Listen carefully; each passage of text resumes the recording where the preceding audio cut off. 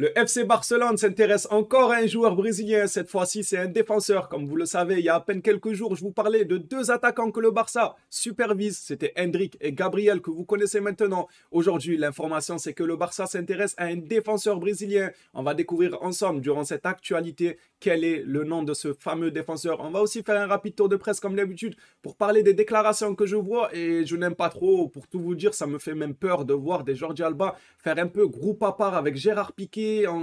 Voilà quoi, des déclarations qui ne sont pas top, surtout que le Barça sort d'un très bon mercato. Ils font tout de même, mine de rien, un bon début de saison. C'est très prometteur ce que le Barça nous montre. Si maintenant tu as des joueurs qui vont faire groupe à part, créer des tensions dans le groupe, ça peut foutre en l'air la saison du FC Barcelone. Ça me fait peur. On va en parler durant cette actualité. Comme d'habitude, si jamais il y a des nouveaux qui passent par là, n'hésitez pas à vous abonner à la chaîne. Ça soutiendrait, ça ferait extrêmement plaisir. Les habitués qui soutiennent, un grand merci à vous. Et on est parti sans attendre les gars.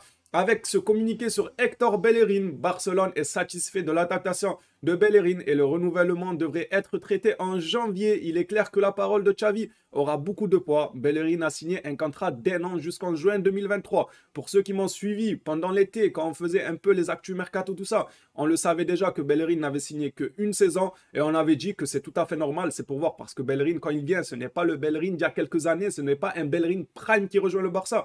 Donc ils ont préféré le signer qu'une seule saison pour voir justement ce qu'il donne. Est-ce qu'il va satisfaire le club? Est-ce que Xavi, quand il aura le dernier mot à dire, va dire qu'il m'a bluffé, que je compte sur lui pour encore plusieurs saisons? Et là, le Barça, dès janvier, ils vont commencer à parler d'un renouvellement de contrat. Ou bien le contraire se passera. Xavi dira qu'il ne le satisfait pas tant que ça et qu'il préfère justement aller chercher un autre latéral droit. Nous, on aimerait tous Alexander-Arnold. Mais là, justement, la pépite brésilienne sur laquelle le Barça se positionne, enfin, qui intéresse plutôt le FC Barcelone, ben, c'est un défenseur droit. Donc, Hector Bellerin est lié à cette histoire de Brésilien. Si jamais il performe, peut-être que le Barça n'aura pas besoin d'aller chercher un défenseur droit. Et si jamais il n'arrive pas à être performant, bah le Barça sera obligé d'aller voir ailleurs. Pourquoi pas Trent Alexander-Arnold ou bien des petites pépites à gauche et à droite pour essayer de dénicher un futur crack, les gars. Parce qu'Arnold, c'est compliqué de le bouger de Liverpool quand même si on sait qu'apparemment il a un petit faible pour le FC Barcelone. Il aime bien le Barça.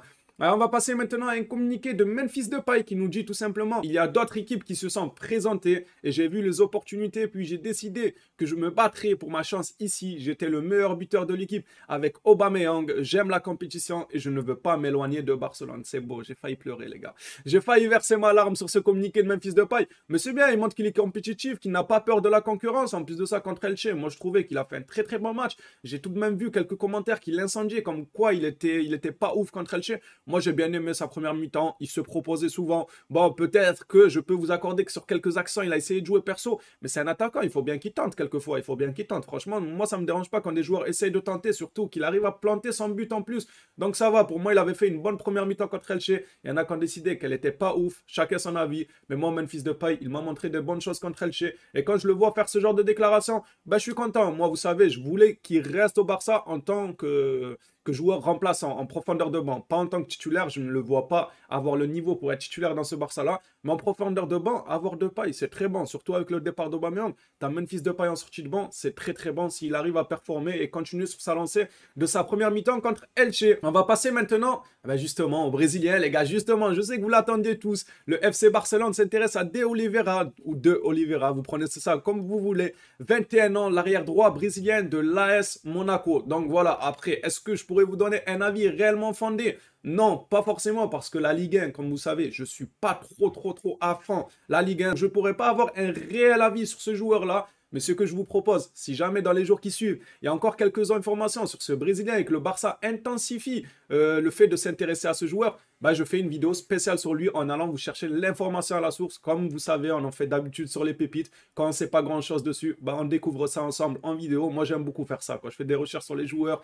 quel club ils ont commencé, à quel degré leur potentiel peut être. Est-ce qu'il a un degré de potentiel énorme ou est-ce que voilà, c'est bof, c'est assez bancal. Moi, j'aime bien faire ce genre de recherche. Donc voilà, c'est le joueur qui intéresserait le FC Barcelone. Et si jamais, comme je vous ai dit, ça s'intensifie un peu entre le Barça et Monaco, on ira faire une vidéo spécialement sur lui et aller voir un peu ce qu'il vaut, ce De Oliveira. Ou bien, comme d'habitude, s'il y en a qui savent déjà ce qu'il vaut car ils suivent Monaco ou bien ils suivent à fond la Ligue 1, n'hésitez pas à nous dire dans les commentaires, est-ce que c'est un crack Ouh, voilà, mitigé. Dites-nous un peu ce que vous en pensez, ceux qui suivent la Ligue 1. On va passer maintenant au problème qui est en train de se créer dans les vestiaires et qui me fait, comme je vous ai dit, carrément peur. Xavi a établi une nouvelle règle dans les vestiaires. Aucun joueur n'est au-dessus d'un autre en raison de son ancienneté. Il veut garder Piqué, Busquets et Alba sur le banc. Moi, franchement, je dis chapeau à Xavi parce que ça, c'est pas chose facile. Combien d'entre nous, voilà, ils seraient dans l'amitié, dans ça, mais Xavi, lui, il arrive et fait passer le club avant tout. Et il dit, ben, Jordi Alba, t'es pas au niveau. Maintenant, mon gars, il faudra rester sur le banc. Il y a Balde qui performe. Il y a Marcos Alonso aussi qui est venu en renfort. Tu n'as plus trop les épaules. Piqué, pareil. Il me semble que dans la hiérarchie, c'est le dernier défenseur carrément. Il a Christensen devant lui, il a Garcia devant lui, il a Koundé et Araujo devant lui. Bon, Koundé, quand il jouera officiellement défenseur central, parce que comme on le sait, il enchaîne les matchs au poste de défenseur droit, mais quand il jouera central, il sera devant Piqué dans la hiérarchie. Et ça, c'est fort de la part de Xavi, c'est très très fort même. Maintenant, voilà, il commence à y avoir des tensions. Ces joueurs-là commencent à créer des problèmes. Quand je vois des communiqués comme ça de Jordi Alba, je vais vous les afficher, les gars, qui nous dit tout simplement, Jordi Alba était l'un des joueurs qui se plaignent d'avoir voyagé en Australie pour jouer un match amical à la fin de la saison dernière. Pourquoi devons-nous voyager pour cela? La réponse est simple, pour payer des contrats comme le vôtre, dit tant depuis le club. Donc apparemment, le club lui aurait dit soi-disant, moi j'y crois pas trop à ça. J'ai vu comme quoi Gérard Piqué s'est plaint de son temps de jeu et Xavi lui aurait dit apparemment, eh ben écoute, tu te plains, tu joueras encore moins. Je pense pas. Je pense qu'il y a quand même un minimum de respect entre eux. Je pense qu'ils se parlent autrement que, ah oui, tu te plains pour ton temps de jeu, ben tu joueras encore moins. Ça m'étonnerait. Après, peut-être que Xavi, c'est un mafieux, il en a rien à foutre, piqué, pas piqué, ami, pas ami. Peut-être qu'il lui a dit ça dans les yeux, il lui a dit si tu te plains, tu joueras encore moins.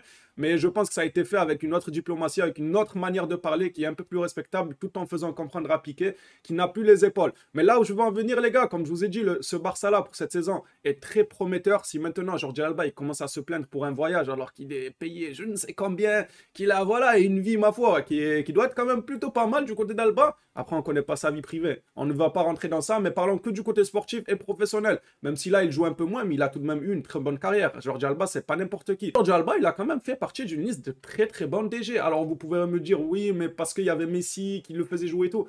Oui, peut-être. Messi, c'est vrai qu'il était connecté énormément avec Jordi Alba, mais Jordi Alba faisait partie de ce duo aussi, du coup. Messi, peut-être tout seul, avec un autre DG, il n'aurait pas eu cette même cohésion. Vous voyez ce que je veux dire? Donc, Jordi Alba, pour moi, je ne veux pas lui enlever le fait qu'il a été bon à un moment. À un moment, ça allait. C'était pas aussi catastrophique à l'heure actuelle. Mais maintenant, si on a passé les dernières saisons à lui courir derrière pour essayer de le mettre sur le banc, justement parce qu'il était dépassé par l'intensité dans les grands matchs en Ligue des Champions, et que enfin, quand on réussit à le mettre sur le banc en trouvant des remplaçants, ben, il commence à créer des problèmes dans les vestiaires. C'est un poison, je suis désolé, mais c'est un poison à ce niveau-là. Donc sur le terrain, il nous fatiguait, on était là en boudé chaque week-end de ces matchs.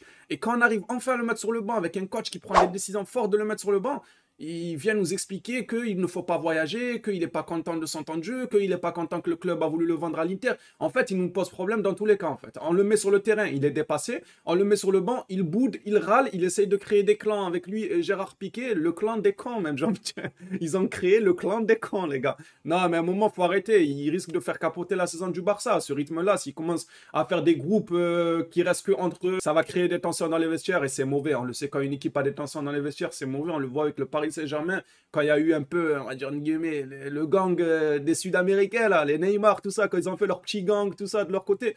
Voilà, ça crée des tensions, c'est tout à fait normal. Et là, je suis en train de voir un groupe soudé. Il ne faudrait pas que Jordi Alba, Piqué, tout ça, par la crise un peu enfantin, bah, commence à dessouder ce groupe. Voilà les gars, c'est tout ce que j'avais à dire pour cette vidéo. Merci à toi si tu l'as suivi jusque-là. N'hésite pas à me donner ton avis sur toute l'actualité dont j'ai parlé. Jordi Alba, Piqué, qu'est-ce que tu en penses toi? Est-ce que tu penses qu'ils continuent de nous fatiguer même une fois sur le banc? Ou est-ce que tu peux comprendre leur situation? Tu peux comprendre le fait qu'ils soient agacés par le manque de jeu? Dis-moi ce que tu en penses dans les commentaires, on en débat sans aucun problème. Ou encore des Oliveira là les gars, s'il y en a qui suivent la Ligue 1 à fond. Je vous dis prenez soin de vous les phénomènes. On se revoit à la prochaine vidéo actualité FC Barcelone. Et encore un énorme merci pour votre soutien les phénomènes.